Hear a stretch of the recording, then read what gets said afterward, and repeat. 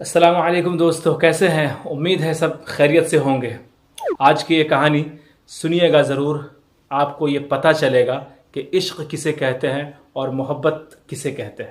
بہت سارے لوگ یہ پوچھتے رہتے ہیں نا کہ یہ عشق کیا ہے۔ میں کہتا ہوں کہ عشق وہ ہے جو حد میں رہ کر بے حد کیا جائے۔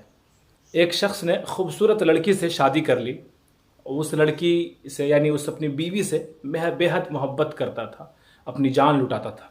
لیکن ایک دن اللہ کا کرنا ایسا ہو گیا کہ اس لڑکی کو اسکین کی، چمڑی کی بیماری کوئی لگ گئی، جس سے اس کی خوبصورتی دن بدن گھٹتی جا رہی تھی۔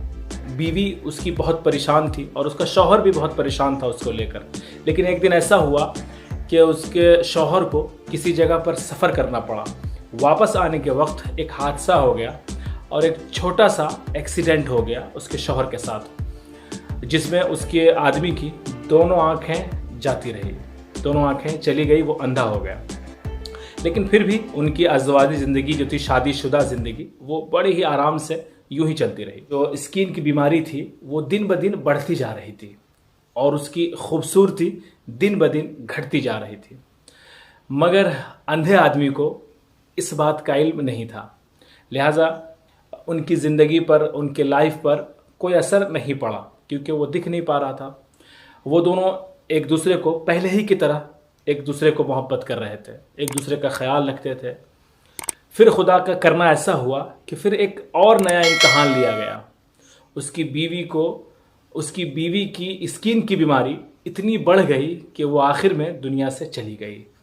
وہ دنیا کو خیر آباد کہہ دیا۔ چہیتی بیوی کے انتقال کے بعد شوہر تو بالکل بکھر گیا، زندہ لاش بن کے رہ گیا۔ اسے اتنا صدمہ لگا کہ کئی مہینے لگ گئے اسے اس صدمے سے ابھرنے کے لیے۔ پھر اسی صدمے کے اندر اپنا گھر بار، اپنا کاروبار سب بیچ باچ کر وہ دیہات یعنی اپنے گاؤں کی طرف نکل لیا۔ جب وہ راستے سے جا رہا تھا تو ایک شخص نے پیچھے سے آواز دی اور کہنے لگا، ارے بھائی، اکیلے کہاں جاؤ گے اور کیسے جاؤ گے؟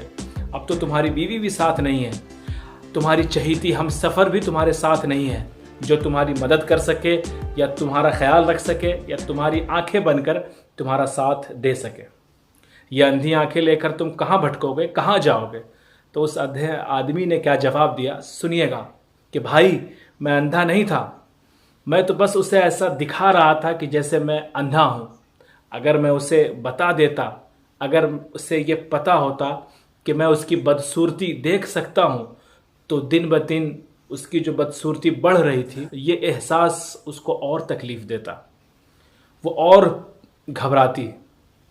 اس لیے میں اندھا ہونے کا ڈرامہ کر رہا تھا اور اندھا ہونے کا ناٹک کر رہا تھا۔ میری بہت اچھی بیوی تھی، میں اسے ہمیشہ خوش رکھنا چاہتا تھا، اسی لیے میں اس کے ساتھ یہ ڈرامہ کرنا چاہ رہا تھا اور کرتا رہا۔ عشق وہ ہے جو حد میں رہ کر بے حد کیا جائے۔ دوستو اور بزرگوں، محبت وہ نہیں جو کوئی کر رہا ہوتا ہے، محبت تو وہ ہے جو نبھا رہا ہوتا ہے۔ میں تو ہمیشہ کہا کرتا ہوں کہ محبت اسے کہتے ہیں جو عطر، خوشبو اور پرفیوم اور ڈیو سے شروع ہو کر وکس اور بام اور موو تک ساتھ نبھائے۔